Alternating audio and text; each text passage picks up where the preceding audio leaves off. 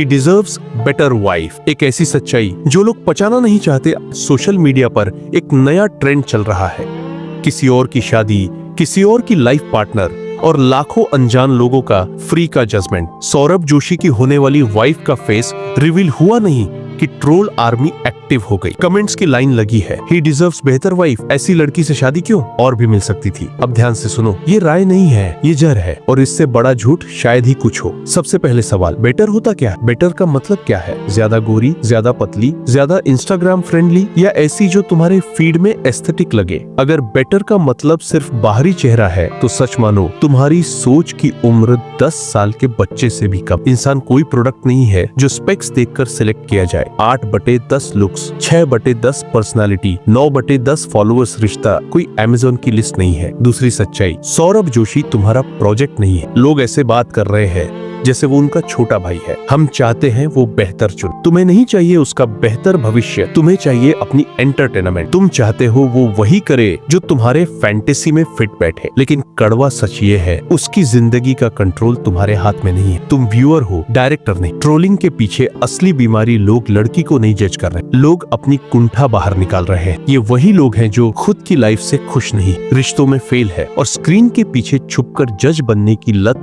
पाल चुके। ही deserves better. कोई opinion नहीं, ये इस बात का सबूत है कि बोलने वाला खुद किसी को डिजर्व नहीं करता। शादी कोई रियलिटी शो नहीं है, ये स्प्लिट्सविला नहीं है, ये बिग बॉस नहीं है जहां जनता वोट देकर तय करे कि कौन किसके लायक। ये असली जिंदगी है, और असली जिंदगी में रिश्ते कैमरे के सामने नहीं, दिल और भरोसे के बीच तय होते हैं। सौरभ ने जिस लड़की को चुना है वो तुम्हारे लिए नहीं चुनी। उसने तुम्हारी फीड सजाने के लिए शादी नहीं की, उसने अपनी जिंदगी बसाने के लिए की है। और अगर ये बात तुम्हें चुभ रही है तो दिक्कत उसकी चॉइस में नहीं, तुम्हारी ईगो में है। लड़की पर सवाल क्यों, सोच पर क्यों नहीं? नोटिस किया, हमेशा निशाना लड़की ही बन। अरे भाई, अगर सौरभ को पसंद है तो तुम्हारी अप्रूवल क्यों चाहिए? किसने रूल बना दिया कि एक लड़की को पहले जनता से पासिंग मार्क्स लेने होंगे तभी वो शादी के लायक मानी जाएगी? ये वही घटिया सोच है जहाँ लड़की आज भी डिस्प्ले आइटम मानी जाती। सोशल मीडिया की नकली सुंदरता, बदनाम असली रिश्ते, इंस्टाग्राम पर beauty filter, perfect wife, makeup plus, ring light, hacker dream partner, अगर यही डेफिनेशन है तुम्हारी तो तुम रिश्ता नहीं ब्रांडिंग पैकेज ढूंढ रहे हो। रियल रिलेशनशिप में ये मायने रखता है वो इंसान तुम्हारे साथ खड़ा है या नहीं, मुश्किल वक्त में समझता है या नहीं, परिवार की इज्जत करता है या नहीं। पर ये बातें ना दिखाई देती है, ना वायरल हो, इसलिए लोग सिर्फ चेहरे पर फैसला सुना देते हैं। सबसे बड़ी विडंबना, जो लोग आज उसकी होने वाली पत्नी को जज कर रहे हैं। क्या तुम यही चाहोगे कि कल कोई तुम्हारी बहन या होने वाली बीवी को कहे नॉट गुड इनफ? नहीं, तब तुम्हें गुस्सा आएगा, तब तुम्हें बुरा लगेगा। लेकिन जब वही काम तुम किसी और के साथ करते हो तब तुम्हें लगता है हम तो बस राय दे रहे हैं। नहीं, तुम इंसानियत गिरा रहे हो। सौरभ जोशी ने कमजोरी नहीं, हिम्मत दिखाई है।